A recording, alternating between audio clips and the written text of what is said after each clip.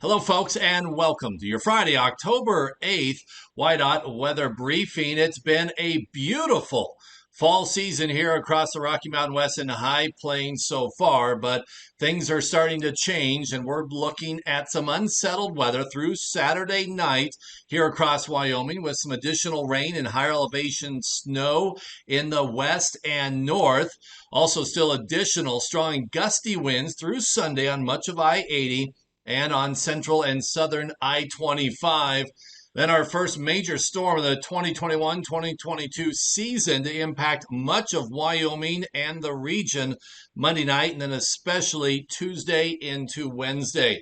Let's start here with the short term into and through tonight. Main impact's going to be out across far western Wyoming, where a combination of some moderate to heavy rain and higher elevation snowfall will create some reduced visibility and also slushy and slick roads eventually overnight tonight, especially on the higher stretches of Togety Pass, but also the eastern side of the Absarokas and potentially Teton Pass, as well as our western valleys here across these locations. We'll see some light snow and snowfall overnight tonight, including South Pass, but it will be the higher elevations of Togety Pass that'll see the biggest impacts from the snow and potentially 2 to 4 inches tonight.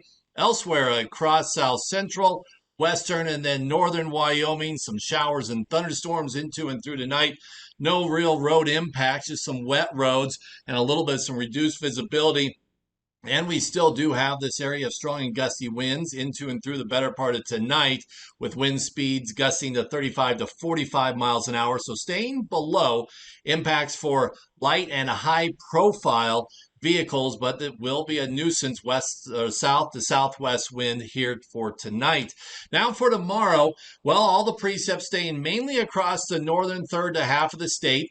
Mountain snows will be light, no real new impact. Could pick up a trace to an inch, maybe again on Togety early and late. Likewise, the higher elevations on the eastern side of the Absarokas headed into Yellowstone National Park, and also on US 1414A and then Powder River Pass through the Bighorns. Otherwise, a little bit of precip up north, some strong and gusty winds here along the I-80 corridor and sections of I-25 from about Torrington to Douglas to Casper. It'll be a northwest wind, gusting to 35 to 45.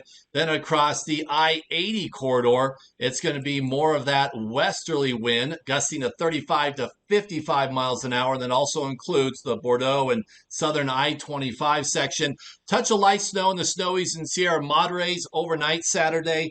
Including Battle Mountain Pass and Snowy Range Pass could pick up a trace to an inch on the highest elevations of those passes. Otherwise, no road impacts with otherwise mild and breezy to windy conditions, some scattered showers for your Saturday here in Wyoming. Sunday, things quieting down a little bit. It won't be until the evening and overnight hours that some rain shower and thunderstorm activity, maybe a touch of higher elevation snowfall returns to the state. Otherwise, dry through the day Sunday.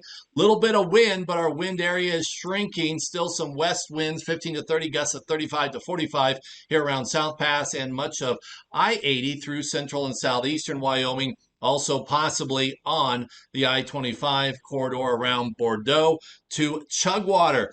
Then all of our attention turns towards next week and the first major storm of the 2021-2022 season. Here's an upper level chart showing us a strong jet stream coming out of the Gulf of Alaska. This is our current trough across the western United States, cutting through western and northern Wyoming. And over the course of Saturday, this trough will be moving eastward, and that's going to push a cold front through the state, bringing the cooler temperatures, and it's also going to keep the moisture across western and northern sections of the state. But it's this guy up here that we're going to be watching that's going to be diving south quickly over the next 36 hours. And by late Monday, low pressure system over the southern Great Basin area. Here's Wyoming right here. And this is for late Monday. We can see that pronounced trough now across the Great Basin and throughout the western Rockies. And over the course of Monday night into Tuesday, this storm system, thanks to a powerful jet stream on the southern and then back side of it, will be kicking northeastward. And just where the storm system kicks off to the northeast and where it develops here across northern Colorado, western Nebraska, and southeastern Wyoming will be critical to Wyoming's weather and how significant of impacts we have late Monday and especially Tuesday through Wednesday. Storm track and details will start to really pan out over the course of the weekend. But here right now, our American model is one of the favored models as storm positioning, and that looks like putting a intense low pressure system in northeastern Colorado and southwestern Nebraska. And if this is the storm track, then it will be central and northern Wyoming on northward that'll see the most significant impacts. But if the storm track moves a little further north, so will the biggest impacts. And likewise, if it moves a little further south and develops more over southern Colorado, then greater impacts will push south across the southern section of the state as we get into next week. So that's what we'll be watching over the course of the weekend.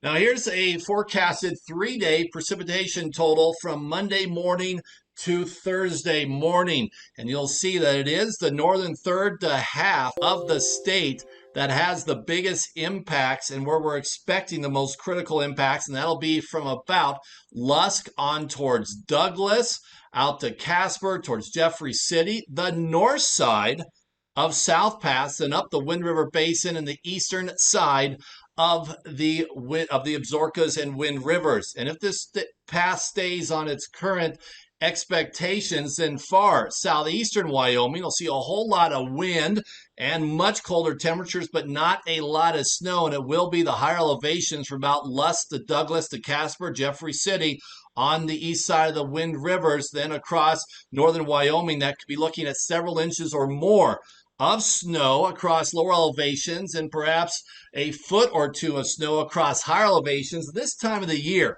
Timing of the snowfall is critical for lower elevation road impacts. Snowfall rates, whether it's falling during the day or the night, and also the amount of wind really all play a huge role in the lower elevation snowfall amounts. We'll be watching that. The summit between Cheyenne and Laramie will be looking at some significant impacts regardless. It looks like for Tuesday into Wednesday. Likewise, the higher elevations of I-80 around Arlington to Elk Mountain, also potentially between Rawlins and Rock Springs.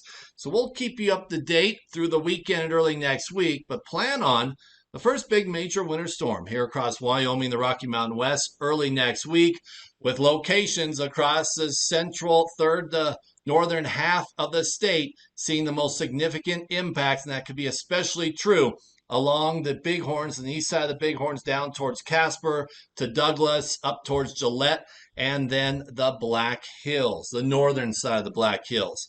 Thanks for watching, and we'll talk to you on Sunday or Monday.